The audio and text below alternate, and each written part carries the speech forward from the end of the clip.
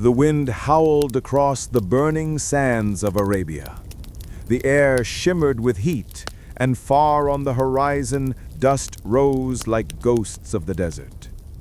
In that land of pride and bloodlines, one tribe ruled with strength and cunning, the Quraysh of Mecca. And among their young warriors was a man unlike any other. Tall, broad-shouldered, his eyes sharp as a hawk's, his movements trained like a lion ready to strike. His name, Khalid ibn al-Walid. Even before Islam, the name Khalid was whispered with respect and fear. He came from a family of generals, his father Walid ibn al-Mughira being one of the richest and most powerful men of Quraysh. From childhood, Khalid was taught not only the ways of the sword, but the strategy of war, how to read terrain, how to command men, and how to break an enemy's will before the battle even began. But Khalid's early brilliance was not in the service of truth. It was in the service of Quraysh's pride. The Battle of Uhud, the warrior against Islam. The year was 625 CE. The Muslims, led by the Prophet Muhammad, stood at Mount Uhud, facing the Quraysh army. Khalid, at that time, was still a disbeliever, a fierce enemy of Islam. He commanded the cavalry of Mecca with unmatched precision. When the Muslim archers left their posts too early to collect the spoils of war, Khalid saw his chance. He led his horsemen in a lightning maneuver, sweeping around the mountain and striking the Muslims from behind. The ranks broke, confusion spread. Even great warriors like Hamza, may Allah be pleased with him, were martyred. The Quraysh roared in victory, but the Prophet, may Allah bless him and grant him peace, stood firm, wounded, yet unbroken. Khalid rode through the chaos, his sword dripping with blood, unaware that the man he fought that day would soon transform his destiny. For even in victory, Khalid felt an emptiness, a strange whisper inside. You have won the battle, but what have you conquered? The turning point. A heart awakened. Years passed. Islam grew stronger, spreading from Medina across Arabia. Khalid watched as tribe after tribe embraced the new faith. His sharp mind began to question, how did these once weak followers of Muhammad now command such unity, such courage? He could not ignore it. He had fought them in battle and seen something he could not explain, a power that was not of this world. One night, Khalid stood alone under the stars near Mecca. The desert was silent except for the whisper of wind. He gazed at the endless sky and said quietly to himself, "By Allah, this matter of Muhammad must be true.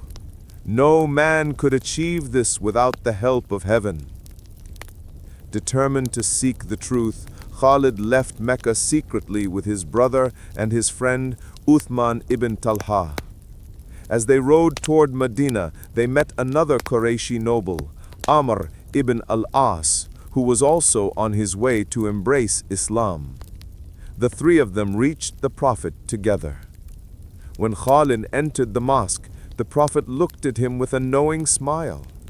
He said, "Khalid, I knew that a man of your intelligence would not remain in darkness." Khalid knelt and declared, "I bear witness that there is no God but Allah, and Muhammad is the messenger of Allah." The Prophet raised his hands and said, "Praise be to Allah who has guided you. You are now a sword from among the swords of Allah, and He will use you to bring victory to His religion." From that moment, the sword of Allah was born. The Battle of Muta. The sword is drawn. Khalid's first battle as a Muslim came against the mightiest empire of the time, Rome. The Prophet had sent 3,000 Muslims to confront an army of over 100,000 Roman soldiers in the land of Muta, near modern Jordan.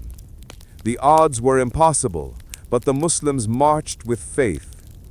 Their leaders fell one after another: Zayd ibn Haritha, Jafar ibn Abi Talib, and Abdullah ibn Rawaha, may Allah be pleased with them. The banner of Islam nearly dropped to the ground when Khalid seized it. He rode forward shouting, "Allahu Akbar! I am the servant of Allah and the sword of His messenger." He changed formations again and again, confusing the massive Roman army. At one moment he led a feigned retreat. At another he struck from the flanks. By nightfall, the Romans believed reinforcements had arrived and began to pull back. Khalid's brilliance had saved the Muslim army from annihilation. When they returned to Medina, some called them those who fled. But the Prophet, may Allah bless him and grant him peace, said, "No, they are not those who fled. They are those who will fight again by Allah's will." And then he said, "Khalid is a sword from among the swords of Allah, unsheathed against the enemies of Islam."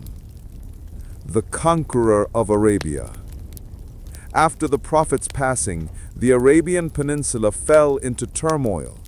Many tribes abandoned Islam, refusing to pay zakat or follow the new leadership under Abu Bakr, may Allah be pleased with him. The Caliph turned to Khalid. "O Khalid, you are the sword of Allah. Go and do not sheathe it until Allah brings unity again." In a single year, Khalid crushed the rebellions, defeating false prophets like Musaylima al-Kazab in the fierce battle of Yamama, where thousands of Muslims were martyred. The ground ran red, but the faith stood unbroken. In battle after battle, Khalid fought like a storm, unyielding, unstoppable. He was known to fight with two swords at once, commanding his men with calm fury. Yet after each victory, he would dismount, raise his hands and weep. He said, "Victory does not come from me, it comes from Allah." Such was his humility. The fall of Persia and Rome. Soon the great empires themselves faced the armies of Islam. Abu Bakr ibn al-Walid sent Khalid to the Persian frontier. There, the Muslims were outnumbered many times over, yet wherever Khalid went, victory followed. At Ules, the Persians called him the Devil's Horseman. At Hira, they surrendered without a fight. At Ain al-Tamr, he defeated an army and freed captives without shedding unnecessary blood. Then came the call from Syria. The Muslims there were struggling against the Byzantines. Abu Bakr sent a single message from Khalid ibn al-Walid to Abu Ubaidah. "I am coming to you from Iraq to Syria. I will cross the desert with 9,000 men. If Allah wills, we will meet in the land of the Romans." Khalid led his army across the desert of Dumat al-Jandal, a deadly expanse with no water for hundreds of miles. Men tied their camels together, drank from limited skins, and followed Khalid's unerring sense of direction through the wasteland. It was said, if Khalid had led us into fire, we would have followed, for he never led except to victory. At Yarmouk, the greatest battle in early Islamic history, Khalid faced a Byzantine army 5 times larger than his own. The Romans fought fiercely, but Khalid's strategy, his shifting lines, hidden reserves, and sudden strikes broke their might. It was the battle that shattered the Eastern Roman Empire's control over Syria forever. When the Caliph Umar ibn al-Khattab, may Allah be pleased with him, later replaced Khalid as commander, some questioned why. Umar replied, I do not remove him for anger or doubt.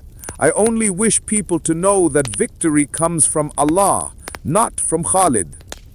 Khalid accepted it without resentment, saying, I fight for Allah, not for command. Such was his humility. The final days of the sword. Years passed, and Khalid grew older.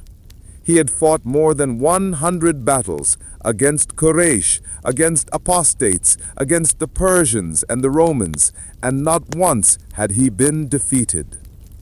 One night, lying ill in Homs in modern-day Syria, he looked at his armor and wept. He said, I have fought in so many battles, seeking martyrdom on the field, yet here I am, dying on my bed like a camel. May the eyes of cowards never sleep. His voice was